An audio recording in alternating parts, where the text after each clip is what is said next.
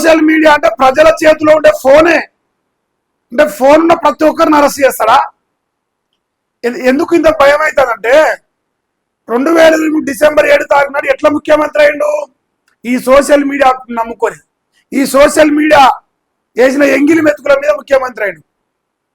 అందుకే social media power తెలుసు కాబట్టి మళ్ళా ఇదే సోషల్ మీడియా నన్ను అటాక్ చేస్తాను.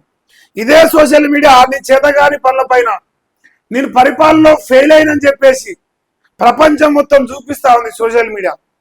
రైతులు అసలు అడ్డు అదుపు లేకుండా ఏదైతే బ్యాచ్ అవుతుంది ఏదైనా కానీ అని చెప్పేసి రైతులే బండబూతులు తిడతారు, ప్రజలు బండబూతులు తిడతారు. అసలు రేవంత్ రెడ్డి ఇజ్జతిస్తోలేడు, ఇలా ముఖ్యమంత్రి అని ఇజ్జతిస్తోలేడు. సో ఇంత పెద్ద ఎత్తున ప్రజలు నా మీద విరుచుకపడతారు. వీళ్ళందరూ నోట్లు ఎట్లా ముప్పియాలి? నేను పరిపాలన చేయలేను, అప్పులు తెస్తా, అభివృద్ధి చేయను, పథకాలు ఇయ్యను, ఏం చేయను. కానీ నన్ను ఒక మాట తిడితే కేసులు పెడతా, అరెస్ట్ చేస్తా అని ఒక భయం పెట్టాలి.